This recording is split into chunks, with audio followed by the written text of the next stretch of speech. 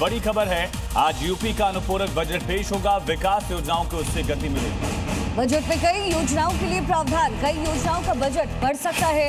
ये बड़ी जानकारी उत्तर प्रदेश विधानसभा सत्र की शुरुआत हो चुकी है और अनुपूरक बजट आज पेश होना है। विकास योजनाओं को गति इससे मिलती हुई नजर आएगी। विधानसभा चुनाव की तैयारियों के बीच योगी सरकार आज वित्त वर्ष 2026 से 27 का पहला अनुपूरक बजट पेश करेगी। करीब 25,000 करोड़ रुपए से ज्यादा के इस बजट में आंगनबाड़ी, आशा कार्यकर्ताओं, रसोइयों और ग्राम चौकीदारों के मानदेय बढ़ाने का प्रावधान होने की संभावना है। साथ ही सड़क, एक्सप्रेसवे, औद्योगिक विकास और धार्मिक पर्यटन परियोजनाओं को गति देने के लिए धन आवंटित किया जा सकता है। युवाओं के लिए युवा समग्र विकास योजना की घोषणा की उम्मीद है। वित्त मंत्री सुरेश कुमार खन्ना विधानसभा में बजट पेश करेंगे। सरकार मूल बजट की सुरक्षित नारी, सक्षम युवा, खुशहाल किसान थीम को आगे बढ़ाएगी।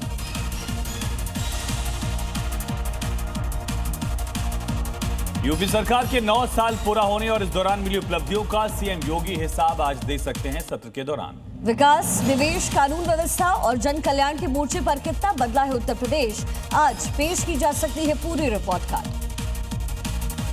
उत्तर प्रदेश के मुख्यमंत्री योगी आदित्यनाथ आज अपनी सरकार के 9 साल का रिपोर्ट कार्ड पेश कर सकते हैं। इसमें प्रदेश की अर्थव्यवस्था, इंफ्रास्ट्रक्चर, कानून व्यवस्था और जन कल्याण योजनाओं की उपलब्धियां गिनाई जा सकती हैं। सरकार का दावा है कि यूपी की जीएसडीपी करीब 12 से 13 लाख करोड़ रुपए से बढ़कर 36 लाख करोड़ रुपए तक पहुंची है। एक्सप्रेसवे नेटवर्क, जेवर एयरपोर्ट, निवेश परियोजनाओं और एमएसएमई विकास को बड़ी उपलब्धि बताया जा सकता है। कानून व्यवस्था में सुधार, माफियाओं पर कार्रवाई और गरीबों के लिए योजनाओं को सरकार अपनी प्रमुख उपलब्धियों में शामिल कर सकती है। अनुपूरक बजट पेश करेगी योगी सरकार। अनुपूरक बजट से पहले कैबिनेट की बड़ी बैठक होने जा रही है, जहां पर कई प्रस्ताव को मंजूरी दी जा सकती है। तो मदरसों में यूजी पीजी पर भी बड़ा फैसला हो सकता है। किसानों को भी बड़ी सौगात योगी कैबिनेट दे सकती है। और इस बैठक में प्रधानमंत्री कृषि बीमा योजना और पुनर्गठित मौसम आधारित फसल बीमा योजना को भी मंजूरी मिल सकती है।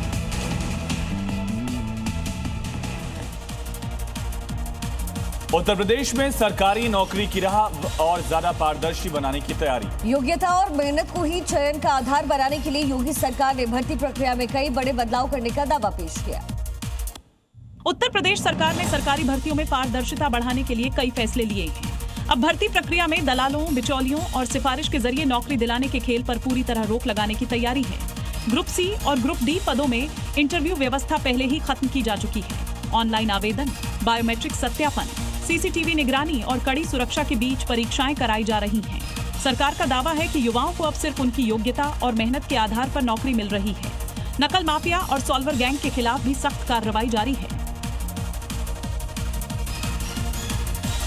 उत्तर प्रदेश से बड़ी खबर है, कांवड़ियों पर होगी पुष्प वर्षा। हेलीकॉप्टर से पुष्प वर्षा की जाएगी। 9 और 10 अगस्त को पुष्प वर्षा होगी। वेस्ट यूपी के 7 जिलों में पुष्प वर्षा की जाएगी। 10 घंटे तक अलग अलग इलाकों में फूलों की बारिश की जाएगी। पहले दिन 4 जिलों में पुष्प वर्षा की जाएगी, ये बड़ी जानकारी। कांवड़ यात्रा को भव्य और श्रद्धामय बनाने के लिए योगी सरकार ने खास तैयारियां की हैं। 9 और 10 अगस्त को पश्चिमी उत्तर प्रदेश के 7 जिलों में हेलीकॉप्टर से कांवड़ियों पर पुष्प वर्षा की जाएगी। पहले दिन बागपत, सहारनपुर, मुजफ्फरनगर और मेरठ में, जबकि दूसरे दिन गाजियाबाद, हापुड़ और बुलंदशहर में शिव भक्तों का फूलों से स्वागत होगा। इस अभियान के तहत करीब 10 घंटे तक अलग अलग समय पर पुष्प वर्षा की जाएगी। प्रशासन ने कांवड़ मार्गों पर सुरक्षा और व्यवस्थाओं को भी मजबूत किया है। वहीं कांवड़ यात्रा के चलते पश्चिमी यूपी में ट्रैफिक व्यवस्था पूरी तरह बदल गई।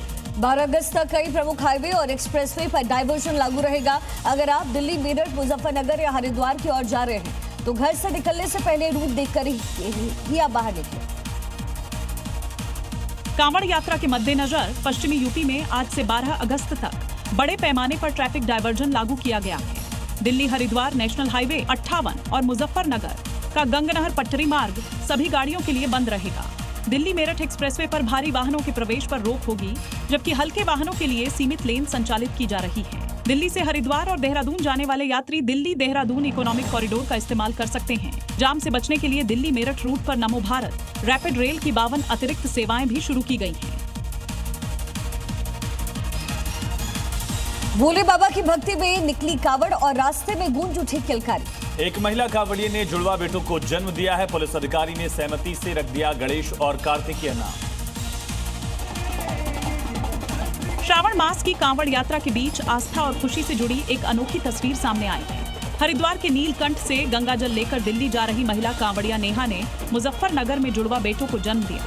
यात्रा के दौरान साथियों से बिछड़ने के बाद उन्हें अचानक प्रसव पीड़ा हुई, जिसके बाद महिला को जिला चिकित्सालय में भर्ती कराया गया। डॉक्टरों की देखरेख में सुरक्षित प्रसव कराया गया। सूचना मिलते ही एसएसपी संजय वर्मा और एसपी सिटी अमृत जैन अस्पताल पहुंचे। एसएसपी ने मां की सहमति से नवजातों का नाम गणेश और कार्तिकेय रख दिया।